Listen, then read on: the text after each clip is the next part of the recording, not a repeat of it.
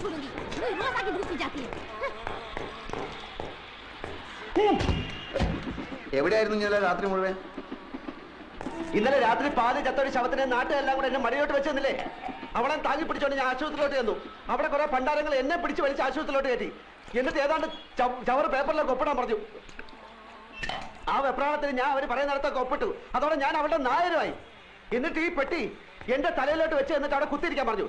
എങ്ങനെയെങ്കിലും ഇതും കൊണ്ട് രക്ഷപ്പെടാന്ന് വിചാരിച്ചപ്പോൾ നിന്റെ മുടിഞ്ഞ മാമ ഒലക്കയുടെ മൂടും അന്വേഷിച്ചോട്ട് കുറെ പോലീസുകാരായിട്ട് അവിടെ കറങ്ങി നടക്കുന്നു. ഇനി അയാളുടെ കണ്ണിൽ പെട്ടിട്ട് പുലിവാലാക്കണ്ടെന്ന് കരുതി നിധി കാക്കുന്ന ഭൂതത്തെ പോലെ ഈ പെട്ടിയും കെട്ടിപ്പിടിച്ചോണ്ട് ഞാൻ അവിടെ ഇരിക്കുക. നേരം വെളുത്തപ്പോ അവളുടെ തന്തയും കുറെ ആൾക്കാർ ഒരു പട പോലെ അലറി വിളിച്ചോണ്ട് ആശുപത്രിയിലോട്ട് വന്നു. ആ തന്ത എന്നെ കണ്ടത് അലച്ചില്ലേ എന്റെ കാലിലോട്ടും പിന്നെ അവിടുത്തെ തലയും കുത്തി താഴോട്ടും. വെട്ടിയിട്ടവൾ ഒരു സൈഡിലെ പെണ്ണും അവസാനത്തെ വലിയ വലിച്ചോണ്ട് തന്ത അപ്പുറത്തും. ആ തക്കത്ത് ഞാൻ പെട്ടിയെടുത്തോണ്ടെങ്കിൽ ചാടി.